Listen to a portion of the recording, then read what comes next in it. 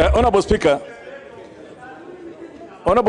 the issue here is that this is a transitional budget, which is different from the normal budgets. There will be a new administration coming in after the next elections. And at that point, that new government will need to have the leeway to adjust their budget to accord with their priorities. And hence, if we were to limit the incoming administration through curtailing on the BPS, it means we have not only, we will have reduced the legroom available for them to even implement their budget by 400 billion. So this issue here of the BPS and its impact, I think there are people who have been going around and saying, if we approve the budget policy statement as it is, we will indirectly be approving an increase in the debt ceiling through the back door. That can never be the situation, because the two are totally different. Now, the BPS, it's important to know, once we approve this BPS, it's binding on just not this government, but on the future government until the next BPS is approved. There is no room for a supplementary BPS. Whereas when it comes to the estimates, we will now be able to look at the estimates and say, those estimates, to what extent do they go beyond the debt ceiling? And at that point, Parliament can now be able to pronounce itself, because that can be amended later through supplementaries. But there's no supplementary BPS. And Honorable Speaker, the issue here is, let's give Treasury what they proposed, remembering that even last year, this same House approved the medium-term expenditure framework for the year 2020-21, 2021-22, 22-23, 23-24. And these figures were there. So we cannot then come and then curtail at this point. So, Honorable Speaker, we've also taken into account that this matter is also highlighted within the report. So, Madam Speaker, I really don't want to belabor this point. I know there are people who may not appreciate what we are doing, but I'm talking from a point of knowledge. I understand this matter relatively well, and hence I would ask this House to allow that we make this amendment to go through, so that we can now debate the BPS as it was.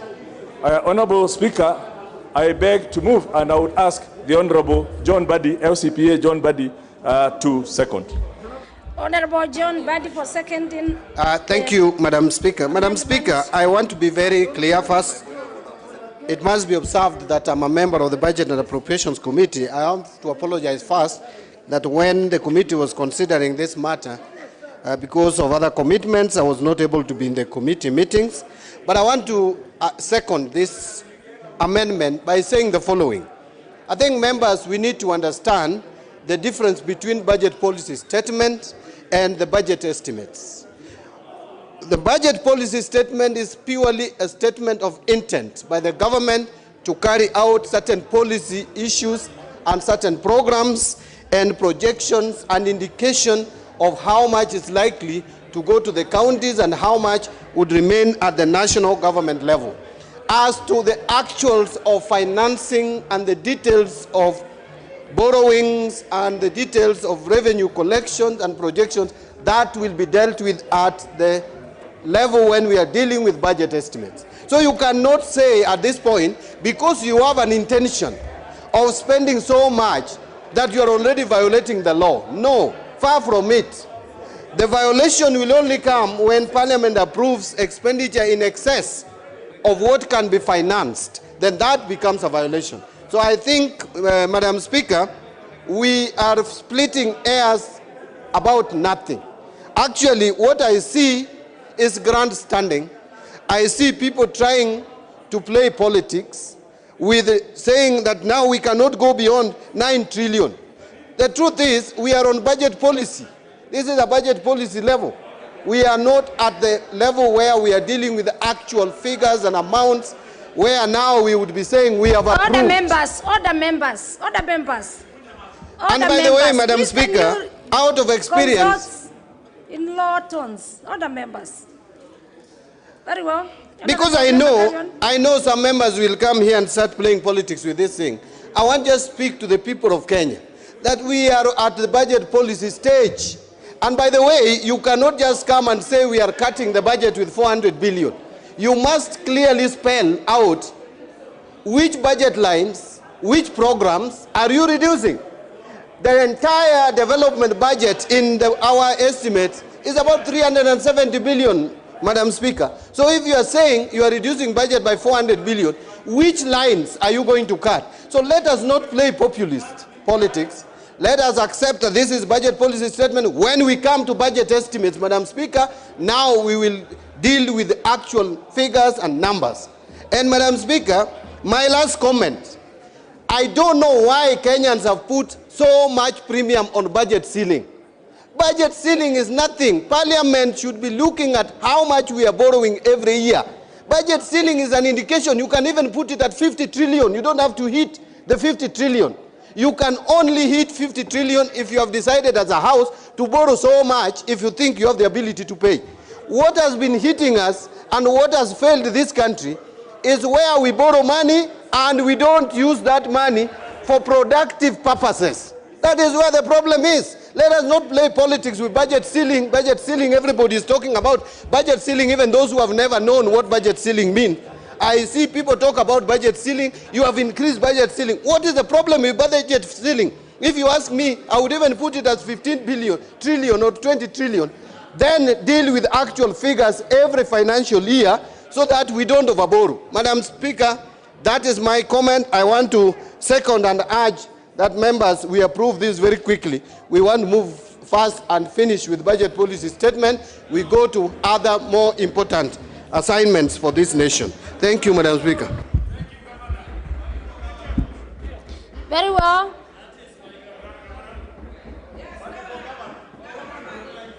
Order members, I propose the question, which is that the motion on the budget policy statement for the financial year 2022-2023 be amended as proposed by the Leader of Majority, the Honorable Kimunya.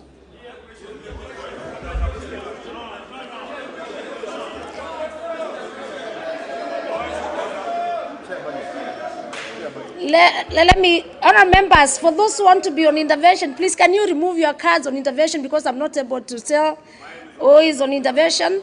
Let me have the, first of all, let me have the chairperson budget. The chairman budget committee. Thank you, Honourable Speaker. Honourable Speaker, the matter came before my committee, the Budget and Appropriations Committee, and Article 114 of the Constitution, the matter was considered, Honourable Speaker, and I want to confirm to this committee, to this House, Honourable Speaker, we canvassed about the issue, we interacted with Treasury, and we passed the amendments from the Leader of Majority. That is the confirmation that I'm giving, Honourable Speaker. Then there is a, let me hear, there is an, honourable members, can you remove your, I can see here, Honourable Duale shout, not shouting. Speaking from where? Members, please remove your cards from intervention. I start with Honourable Ichungwa, who was, yes? Thank you, Honourable Speaker. Honourable Sankok, please remove your card from intervention.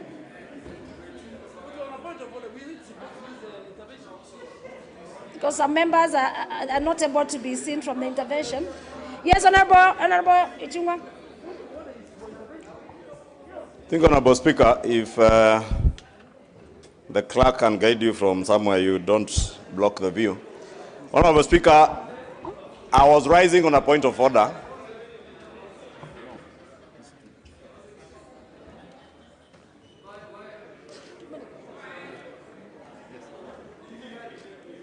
Honourable Ichungwa, you have the floor. Yes, Honourable. I was seeking your attention, Honourable Speaker, because I need your guidance. That's why I sought your attention away from the clerk. Honourable Speaker, I was rising on a point of order even before the other issues that came up. And why I had sought your intervention, Honourable Speaker, because if you read the import of this particular amendment by the Honorable Kimunya, the member for Kipipiri, this amendment is in a very substantive way amending the committee's report on page 25, Honorable Speaker. Honorable Speaker, you remember I had sought to ask when the chair of the Budget and Appropriations Committee indicated that he had a report to the issues, the amendments that had gone before the committee. I raised the issue, procedurally, Honorable Speaker, as to whether if there is a report on the amendments that had been proposed, there ought to be a report from the Budget and Appropriations Committee so that we may be able to benefit from the engagement of the committee. What has been circulated, Honorable Speaker, you can see on the order paper, this particular amendment was not there. Unlike mine, the Honorable Owen Byers and Honorable Sosions that were in the order paper, and the Honorable Duale, this particular amendment by the Honorable Kimunya was not there. This amendment, Honorable Speaker, on part 1, Honorable Speaker, and if you listen to me, part 1, Honorable Speaker, seeks to amend what is being approved as the national government ceiling to 2,075 billion. And Honorable Speaker, it then goes to stipulate what goes to the executive, what goes to the judiciary, the Auditor General, and Parliament. Honorable Speaker, if you look at the figures in the report, it is the executive's budget that is going up, the ceiling that is going up by almost 400 and something billion to 2 trillion shillings, Honorable Speaker. If you read my amendment as it is on the order paper, Honorable Speaker, I was also seeking to amend the budget. Chungwa, we'll come to your amendment. We will come to your amendment. Why, Honorable Speaker, don't you allow me to finish what I'm saying so that you're able to make an informed decision? Because I am seeking your guidance, because the import, it could be that the import of this particular amendment, Speaker, if you listen to me, and Honorable Speaker, I want to beg that you lend me your ear, listen to me, and make a determination, Honorable Speaker. I am not directing you what to do. Honorable Chungwa, what I'm saying is that we'll still come to your amendment. I'll give time for your amendment. Please prosecute. Honorable Speaker, Honorable Speaker, you know I am serving my second term, the tail end of my second term. I have been chair of a budget committee. I know the import of this particular amendment, Honorable Speaker, and that's what I sought, so that you guide the House. Because the import of this particular amendment is that then what you're promising me will be possible to do will not be possible. Because I was amending the figures as they are in the report of the committee. Honorable Speaker, if then I cannot amend,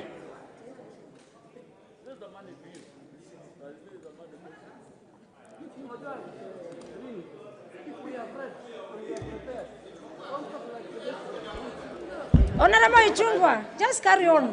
Honorable Speaker, I was telling you, if for instance, Honorable Kimunya's amendment were to pass, it substantially changes what was in the committee's report. And therefore, any amendment that be anchored on the committee's report, Honorable Speaker, then naturally dies. And therefore, Honorable Speaker, the guidance I sought, Okay. Let me finish, because I have not come to what I wanted to make a determination on, Speaker. I'll do it very fast. The guidance I sought. Come to you, yes. One, Honorable Speaker. And I think it's only fair, Honorable Speaker, that you allow me time. Because I am speaking representing the people of Kikuyu and the people of Kenya. And budget matters for me are very dear. Honorable Speaker, the two issues I want you to determine are as follows.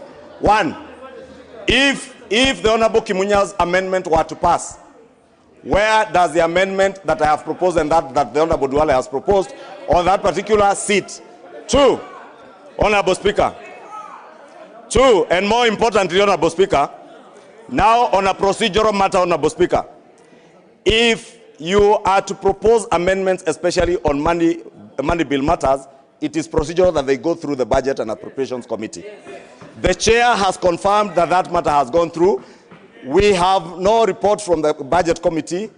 Two, Honorable Speaker, if you can protect me from the shouting by the Leader of Majority. He's at it again, then you will force me to apologize, Honorable Speaker. Is this fair? The Leader of Majority is shouting at me. Order members, order please. Let us make progress. Order members, please, Honorable Ichung'wah, you have 1 or 2 minutes. In 1 minute, that's why. Yes, please, in Speaker, 1 minute. that is why I was seeking your protection. Yes, because if I'm trying to get to you, yes, the Leader of Majority is shouting at me, and someone else is interrupting you there. Can you Honorable Speaker, let me say this. Yes. If the second thing was on a procedural issue, ideally, Honorable Speaker, every member of this House is given a fair and equal opportunity to propose amendments to any report or any bill that is before this House. If then this amendment is there, Honorable Speaker, and members have not been given the opportunity to propose amendments on the basis of the new figures, then, Honorable Speaker, then in my considered view, Honorable Speaker, what we are doing is unprocedural, it is wrong, and Honorable Speaker, it is only fair that if such an amendment that is so substantive in nature is to be passed, then members must be allowed the opportunity to also propose new amendments based on this. Your minute is over, please. I want to make a minute of that. Very well. Very well. Thank you. Very well. I am very fair. All the members know nothing is out of. I'm very fair. I am very fair, Honorable Ichung'wah. Honorable Ichung'wah, you raised the issue of the committee.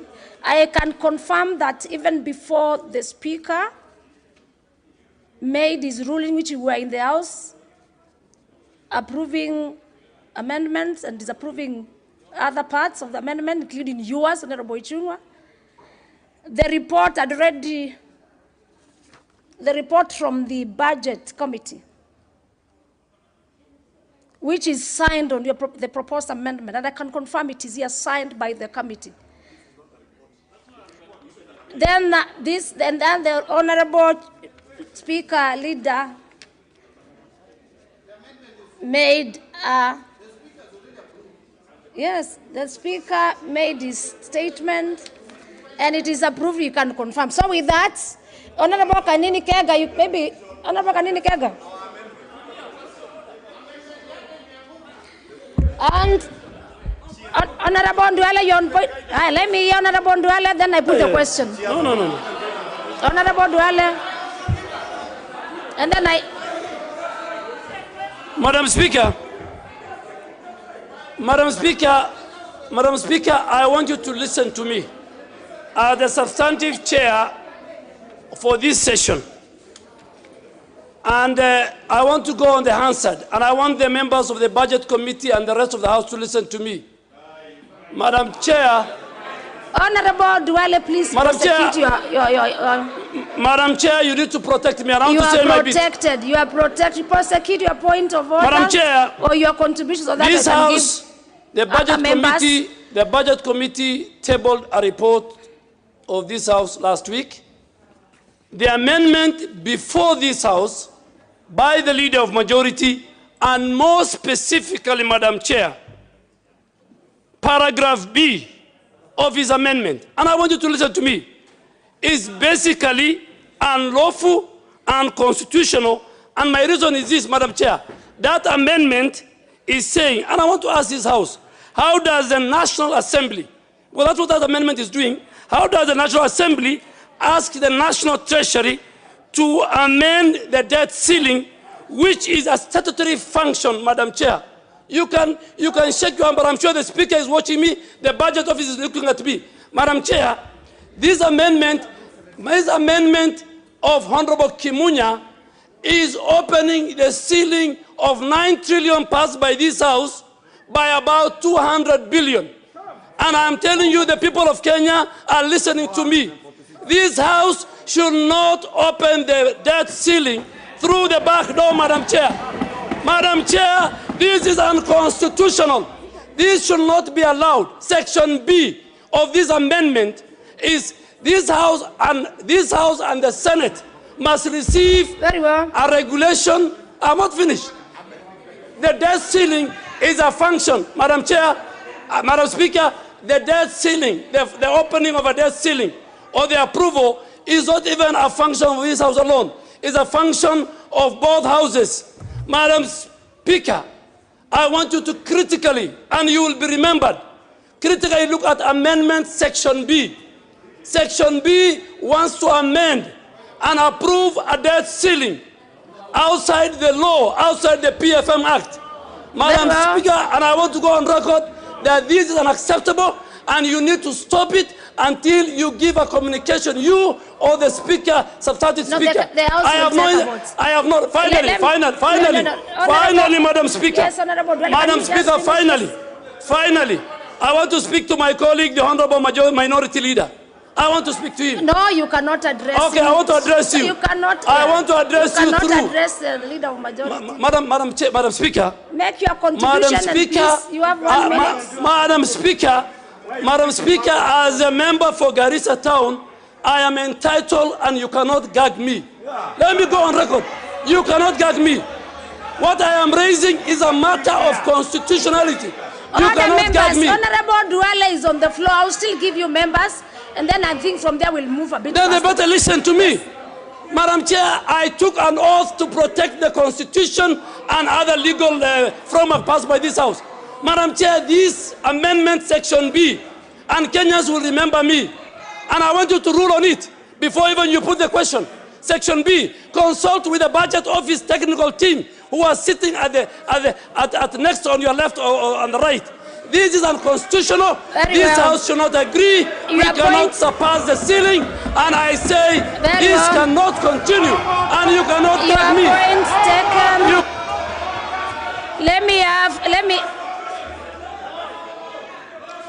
Order members. I'm sure most of the members were in this House when Speaker made a ruling. Your minutes are over, I can see. Let me, Honorable. No, you were making contribution or you were on point of order?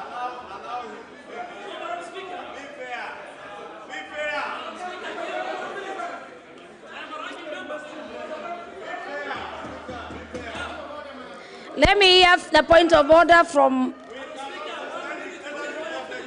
Just give him Duale 1 minute. He says 1 minute. Just give him 1 minute. Then we come to Honorable Junet. And Madam Speaker, if you people don't want us to raise issues that we took the Quran for, please then, just make your point. Then stop us at the door of the chamber. But I have come in here. I have asked you for your guidance. This House this evening wants to approve and open the debt ceiling, ask for more borrowing outside the law section. Outside the law, Constitution, Article 211, and the PFM Act, Section 50, Section 2. This is a house of debate. Let me, before Honorable Junet, let me have the Honorable Leader of Minority, then